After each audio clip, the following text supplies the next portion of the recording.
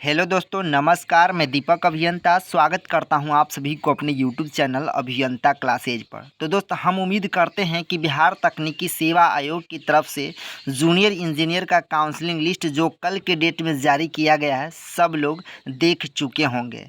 ये counselling list सिर्फ उन्हीं कैंडिडेट के लिए है जो कि बिहार के प्राइवेट कॉलेज से और एसबीटी से पास आउट है। उन कैंडिडेट के लिए है सिर्फ, क्योंकि काफ़ी सारे कैंडिडेट पूछ रहे थे कि जो काउंसलिंग लिस्ट है क्या सबके लिए है या फिर जिनका काउंसलिंग छूट गया है उनका होगा कि नहीं, या जो प्रेजेंट नहीं हुए थे उनका काउंसलिंग होगा कि नहीं। तरह तरह के बातें कर रहे थे।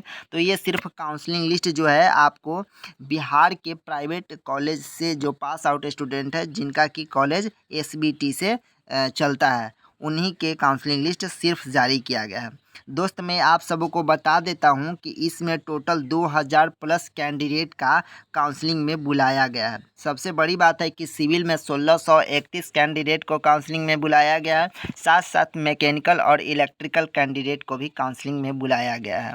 2-3 दिन पहले कुछ कैंडिडेट बोल रहे थे कि 200-300 से ज़्यादा कैंडिडेट का काउंसलिंग नहीं होगा, लेकिन यहाँ पर सिविल का सिर्फ 1631 कैंडिडेट का काउंसलिंग हो रहा है।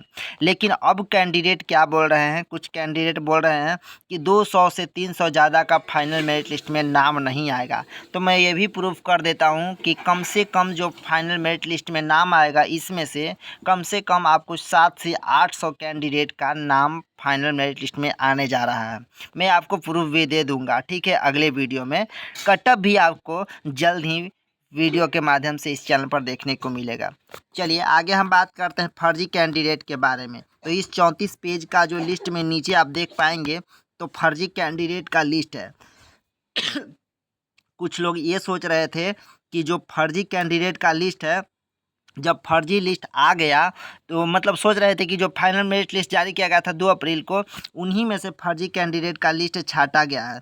लेकिन जी बिल्कुल नहीं, ये फर्जी लिस्ट उन कैंडिडेट के लिए है जो कि अभी काउंसलिंग लिस्ट जारी किया गया है। उन कैंडिडेट का फर्जी लिस्ट है जो कि पहले से फर्जी है, मतलब इनका प्रमाण पत्र या फर्जी है या डिस्टेंस मोड से है, इस कारण से इनका हटा दिया गया। मतलब इन सभी को काउंसलिंग में नहीं बुलाया गया है। अगर इन सभी को काउंसलिंग में बुलाया जाता है तो टोटल 2400 से 2500 कैंडिडेट हो जाते हैं। लेकिन इन सब कैंडिडेट को फर्जी तरीके से, मतलब फर्जी थे, इसलिए इनको पहले ही छांट दिया गया, मतलब काउंसलिंग में नहीं बुलाया गया है। दूसरा बात कि जब 2000 कैंडिडेट में 400 कैंडिडेट फर्जी हैं, तो आप समझ सकते हैं जब फाइनल मेरिट लिस्ट 2 अप्रैल 2022 को आया था 6400 कैंडिडेट का, तो 2000 में 400 से 500 कैंडिडेट फर्जी हैं, तो 6000 में कितने कैंडिडेट फर्जी होंगे? गुना कर लीजिए, 4 या 1200 मिनिमम। मैंने क्या कहा था, मैंने कुछ दिन पहले बोला था, रिजल्ट जारी होने के बाद 2 अप्रैल 2022 को जब फाइनल मेरिट लिस्ट जारी हुआ था, उसमें मैंने बोला था कि इसमें लगभग 1000 से ज़्यादा कैंडिडेट, मतलब मिनिमम 1000 कैंडिडेट फर्जी हैं।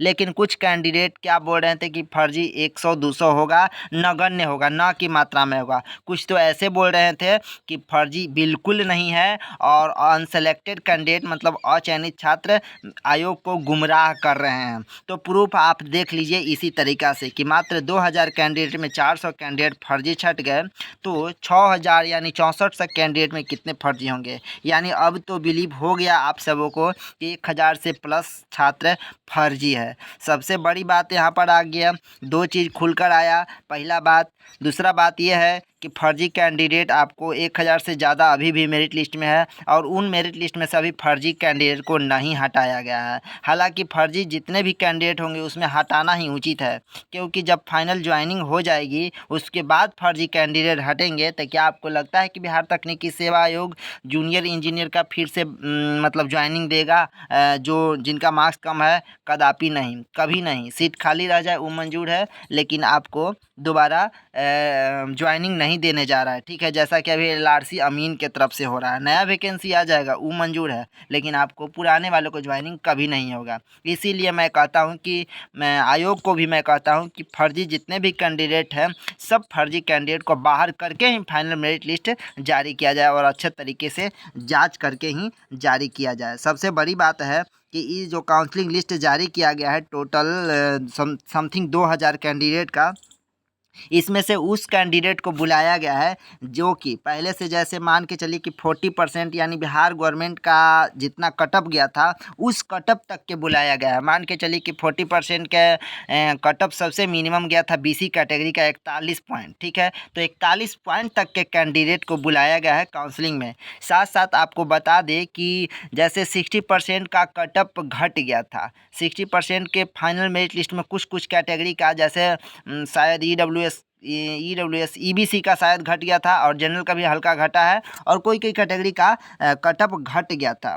तो घटे हुए कटअप, जब कटअप घट गया यानी कैंडिडेट फुलफिल नहीं हुए थे। कैंडिडेट कहाँ चल गए थे? कैंडिडेट तो डिपार्टमेंट चूज करने के चक्कर में 40% से डिपार्टमेंट ले लिए, मतलब उनका अलॉट 40% से हो गया, तो वहाँ पर 60 में सीट जो है कम हो गई थी। इसी कारण से कटअप जो है कम चला गया था। तो उसके बीच का जो कैंडिडेट जिनका काउंसलिंग नहीं हुआ था, जो कि प्राइवेट बिहार के एसबीटी से पास आउट है, उन सभी कैंडिडेट को फिर से काउंसलिंग में बुलाया गया है।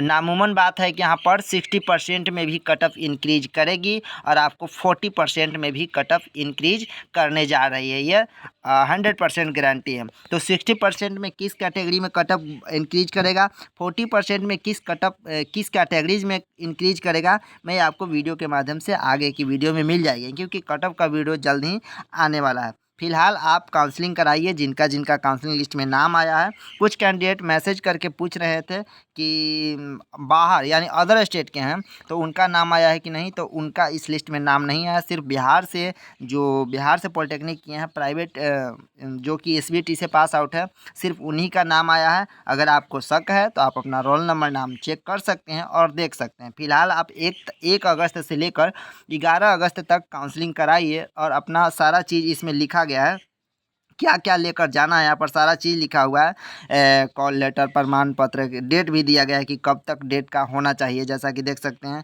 कि शैक्षणिक प्रमाण पत्र 17/2/2020 तक होना चाहिए, आपको अनुभव प्रमाण पत्र होना चाहिए, आपको इतना तक देख रहे हैं पूरा लिखा गया है। तो आप अच्छे तरीक़े से पढ़ के आप काउंसलिंग में जा सकते हैं।